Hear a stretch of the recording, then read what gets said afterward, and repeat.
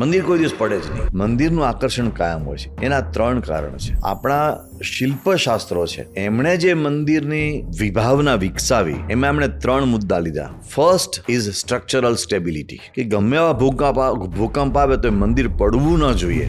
જે મંદિરો પડ્યા છે એ જેને શોર્ટકટ કાઢ્યા છે એવા લોકોને કારણે પડ્યા છે. મંદિર કોઈ દિવસ પડે જ નહીં, કારણ કે શાસ્ત્રોને જો અનુસરીને ચાલતો હોય તો સ્ટ્રક્ચરલ સ્ટેબિલિટી જબરજસ્ત હોય છે.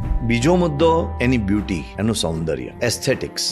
શાસ્ત્રો બતાવે છે કે આ પટ્ટી આટલી જ લેવાની, આ ભાગ આટલો લેવાનો, ટોપ ટુ બોટમ દરેક અંગ ઉપાંગ એ બધાની એસ્થેટિકલી ડેફિનેશન આપવામાં આવી છે. અને જે ત્રીજું પાસું છે ને એ સ્પિરિચ્યુઆલિટી, આધ્યાત્મિકતા. એટલે એની પહેલી શિલા રોપવામાં આવે ત્યારે આધ્યાત્મિક રીતે એનું રોપણ કરવામાં આવે છે, અને છેલ્લી શિલા રોપાય આમલસારો અને એના પર કળશ ત્યારે પણ આધ્યાત્મિક વિધિ થાય છે.